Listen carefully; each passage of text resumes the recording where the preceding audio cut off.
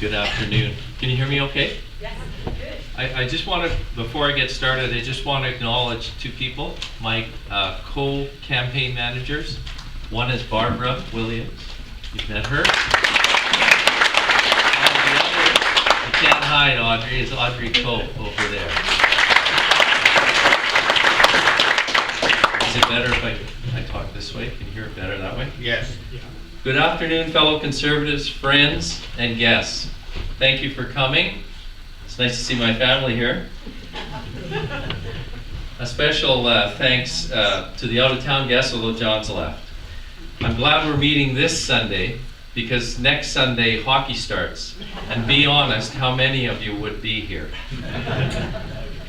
A month ago in Nanaimo, I was talking to a friend of mine who organizes the Christmas hampers. They deliver about 1,000 dinners in a day. It's an amazing operation to see it work. It's done on a completely volunteer basis with no budget, no fixed location, and with people from all walks of life. Business people, trades, unemployed people, kids, volunteers, professionals, and retirees, and charities. This exemplifies what we can do if we work together for a common cause, and I'll come back to that later. In BC, we enjoy a high standard of living, vast resources, and all the potential in the world. However, I believe to reach that potential, we need better government, pure and simple. I'm running to help bring better government to BC and the Central Island. It was not a decision taken lightly, but after talking to my family and friends, it was now or never. I've been fortunate to live in BC for 30 years and practice medicine here for the same time. The last 16 years I've lived in the Central Island, and we've raised our family here. Better be careful with that. I want a government that will help the Central Island reach its full potential. Recent governments, full of good intentions, have fallen short of this. The NDP, when in power, taxed and spent, and their answer to all our problems was more government and more people telling us how to live our lives. They ferried us into debt, shrunk the economy, and limited jobs and innovation. Whatever they're planning, we don't really know. It won't be anything new. The Liberals indirectly tax us and spend. They are no longer a coalition of forces. They rule by divine right, as if consulting honestly with citizens is below them. They lost the public trust. Broken public contracts, BC Hydro, BC Rail, misadventures, debt and deficit tales, the HST, and so on. After 12 years, they're out of ideas and direction. Both parties heed special interests and are driven by ideology, and they divide our province and make it dysfunctional. It was not always this way. In the past, we were united by long-standing values, traditions, and institutions that allowed us to work toward common goals and made for our success. Today's parties claim certain of these and disparage all other views. Right versus left, business versus labor. It's nonsense. We're all one. Growing up in blue-collar, make reference to Alberta once, blue-collar, multi-ethnic Northeast Edmonton, I know our past makes us more alike than different, and it's true in BC today. The NDP and the Liberals, they forget our past. The BC Conservatives have strong roots in the past. In 1903, we formed the first governing party, and the first premier was a Conservative, Sir Richard McBride.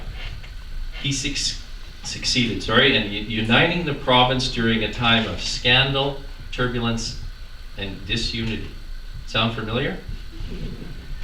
Premier for 12 years, he was responsible for the creation of UBC, our first university. We're fortunate to inherit this tradition, and it's one that has great relevance to our present, and I quote, "History is the collective memory, the guiding experience of human society, and we still badly need that guidance," noted historian Bertrand Lewis.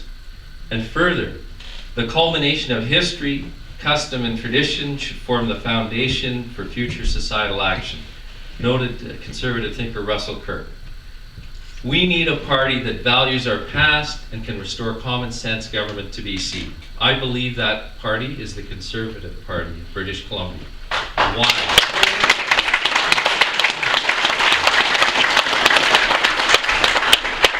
Why? Because we are a principled, historic party with a new beginning and deep roots in this province. Because we will restore trust in government. Because we will restore fiscal responsibility and not leave our bills to our children. Because we believe in the free market economy as a creator of wealth, and that business is crucial. Because we believe in individual responsibility and hard work. Because we are committed to healthcare and education reform that improves quality and outcomes. Because we are committed to prudent long-term resource and economic development that will benefit us now and in the future. Because we believe in fairness and honesty in taxation. And because we are committed to true representation and MLAs voting their conscience. And as our leader, Mr. Cummins, pointed out, we are the only party that's anywhere on the radar screen. Our governments, we are also a party committed to a more efficient government, not more. Presently, there are 48 entities in our government, 20 departments, 17 crown corporations, 11 agencies, for a province of 4.5 million. Finland, a country of 5.3 million, has 12 departments.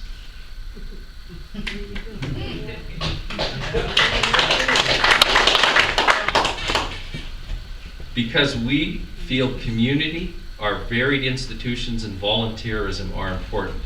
And because we feel variety and diversity are crucial to innovation and progress. And because we see our past as a valuable guide to our future, and we are not beholden to special interests. And because we are committed to helping others and helping them learn to help themselves. My priorities for the Central Island are restoring the public trust. Consensus-made, data-driven, long-term plans properly executed can do this. Restoring fiscal responsibility before we are Europe. And ensuring adequate resources, level of care, and local input into healthcare comes our way, and reforming our present unsustainable system. Focusing on seniors' care and preventative medicine. And ensuring adequate resources for all levels of education, including our new university, Vancouver Island University. All these things will focus on our youth, because I think all those things are really what our youth needs to ensure their future.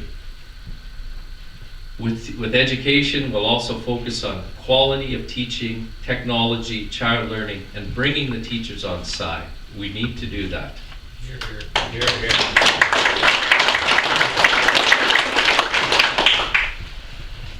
We need to look at finding ways to improve the movement of people and goods on the island and off the island. We need to develop our local economy and local resources while protecting our environment. And we need to look at long-term energy solutions because we are on an island. Lastly, we need honesty and fairness in taxation. We should scrap the gas tax.